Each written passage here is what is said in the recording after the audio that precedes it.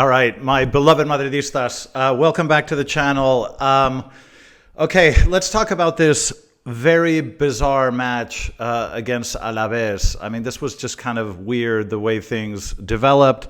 I think we played 70, 75 really, really good minutes of football. Very, very encouraging. And then, in the last 15 minutes, just there was a kind of complete, total lapse in concentration. They could have cost us very, very dearly. Listen, Carlo Ancelotti insisted once again on the 4-3-3. This looked like, with the exception of Carvajal, it looked like the sort of starting lineup. I was a bit surprised. I thought that he would give, Enric the starting role. He didn't do that. He sort of stuck to his guns, which I think can be good, but can be bad. But look, I think that generally speaking, I think it was a good performance. I think the result is a little bit deceiving. Mbappe, I think, has now scored in 5 matches in a row. He seems to be gelling much better with the Brazilians, especially with Jude, which is really encouraging. But let me give you my thoughts on the match, on players, and also on some of the substitutions, which I thought were a little bit odd. But anyway, welcome to the channel. Thanks for being with me. Let's get started.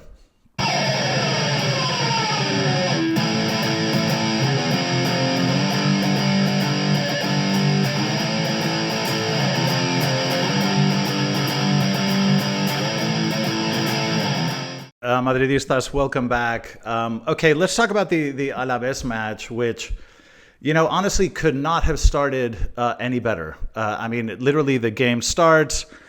Fede puts this pass by Fede to Vini was just beautiful. It reminded me of our beloved Toni Kroos, a 60-meter pass diagonally to Vini. Vini uses all of his explosiveness to get away from his defender and crosses the ball in. Jude and Kylian are sucking the defenders away, and that leaves Lucas Vázquez open to score. Honestly, the match could not have started any better. From that, in general, we're just playing quite well. I mean, the ball was moving very quickly. The wings, if you notice, Rodrigo and Vini were playing very, very, very wide, literally at the touchline. So we were playing very, very wide. So Lucas Vázquez and Mendy weren't coming up too much. They were actually playing more in interior positions.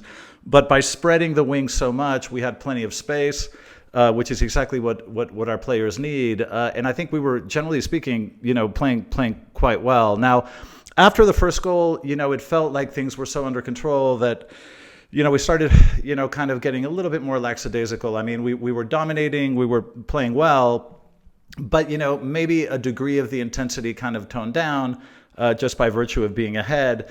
And that led to a little bit of complacency. I mean, we were playing well, created chances, but I think we just kind of had a sort of, a sense of security that kind of took away a sense of urgency. So that was a little bit palpable in the first half. And then, of course, in the 40th minute, we had that magnificent goal by Kylian, which was a really, really beautiful play, a wonderful pass by Jude. And those two are really starting to connect very well, which is very, very encouraging. The second half, also started brilliantly. I mean, the goal came almost immediately, I think 3 minutes into the second half. A wonderful solo play by Rodrigo and a brilliant finish. I have to say Rodrigo is in very, very good form. At the moment, I'd say, the front three, he's probably the one that maybe is standing out the most, but he's certainly in very good form. A wonderful goal. But then after that goal, again, we kind of got into this sort of lull, a little bit of complacency. And to give you an idea of sort of, at 2-0, how kind of comfortable we were, and a lot of the press is talking about this, the crowd in the Bernabeu started to chant, to put on Vallejo.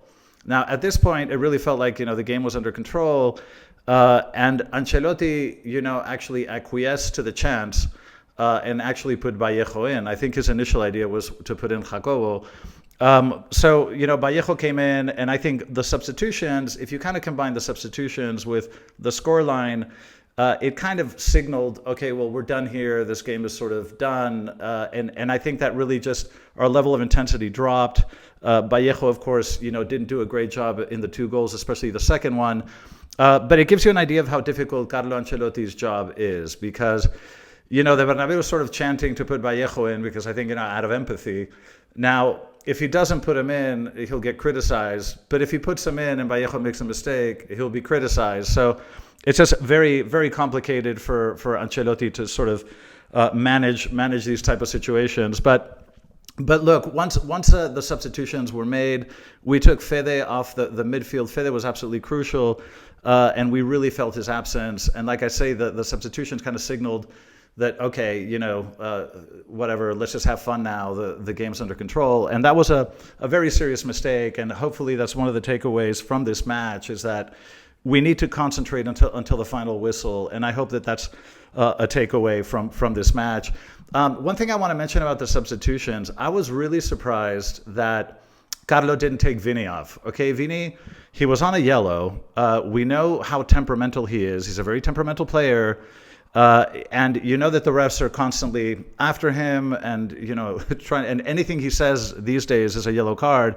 I was very, very surprised that Ancelotti left him in, because what I thought he could do is, if you take out Vini, he ended up taking out Rodrigo, which surprised me.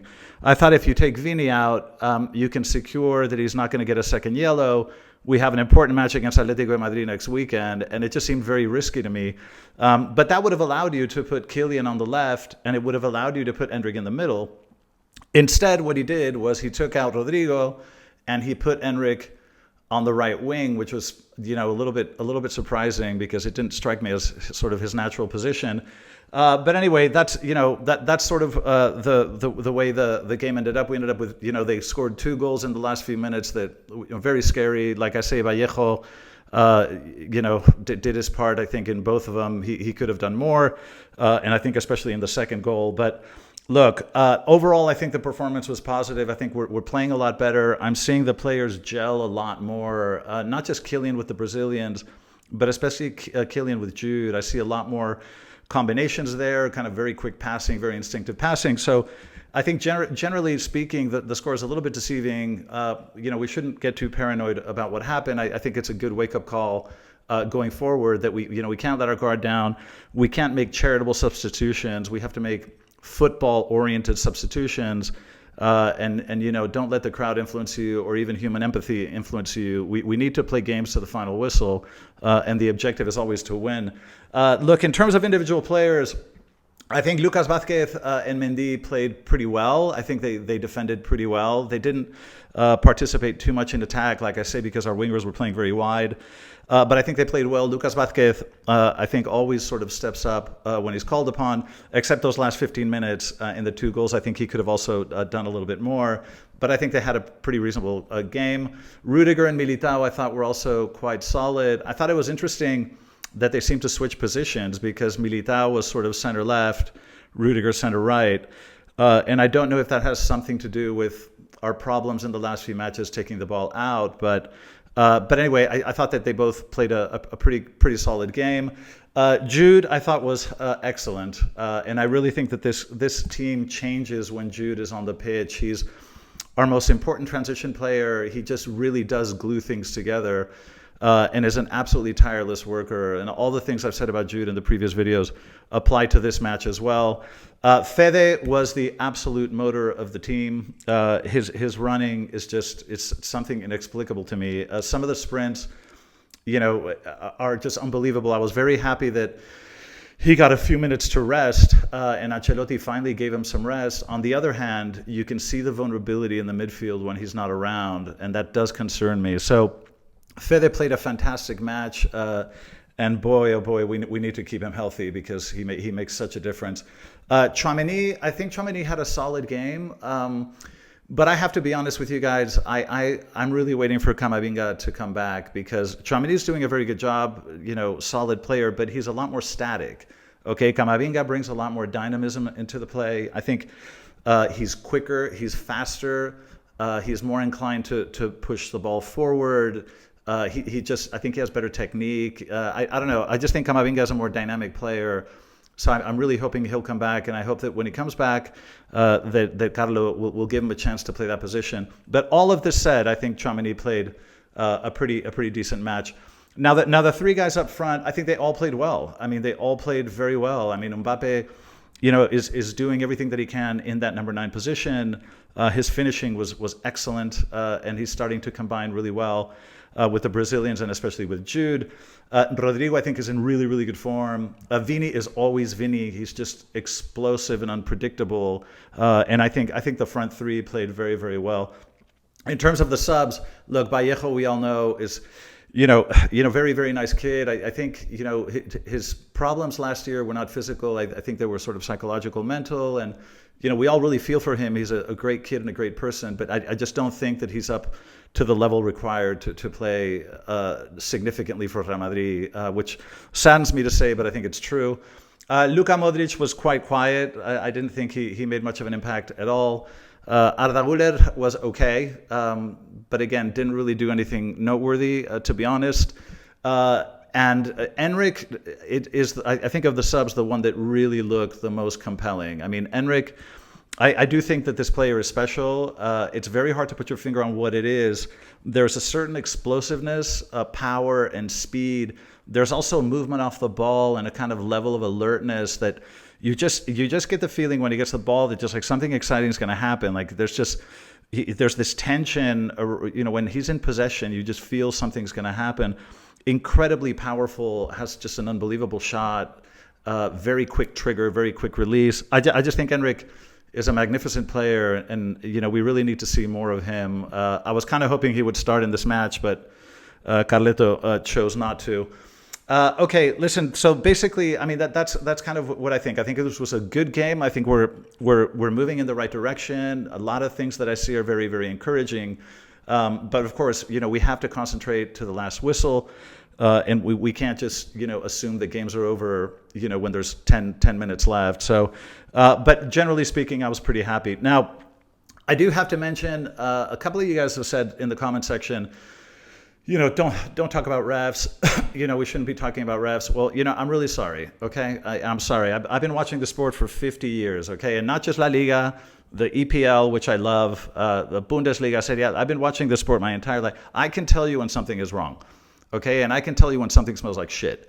And this league smells like shit. Now, I have never seen the Bernabeu be so upset with a ref when we're up 3-0. I mean, it is a very remarkable thing to see. But it is so clear that the refs are trying to bait and provoke Real Madrid players, because any little thing they say, we have 7 yellow cards in 2 matches for protesting. None of them related to any kind of challenge or contact.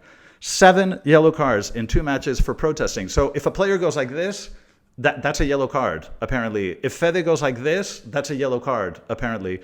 This was absolutely ridiculous. Alaves had 10 fouls, 0 yellow cards. We had 7 fouls and 4 yellow cards. And 3 of them were for protesting. So look, this is the latest tactic that La Liga is using, because as you know, this league is tragically corrupt, and it hasn't been cleaned out. It needs a proper cleaning. We need to start over. But this is the latest tactic. This is the latest way of going after Real Madrid, because this league will do anything in its power to go against Real Madrid. Look, I admit that Vini could have gotten a second yellow card, but the problem is he shouldn't have had the first one. Okay, so I mean, we need to discard that, because Vini's getting cards for breathing these days. And then yes, it's true that Enric could have gotten a red.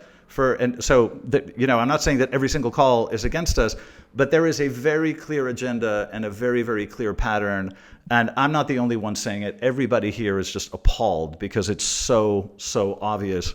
But anyway, we will fight on because that's what we do. But anyway, those are my thoughts on the match. I hope you enjoyed it. And I will see you guys in the next video. But as always, thanks for joining me. And as always, Ala Madrid.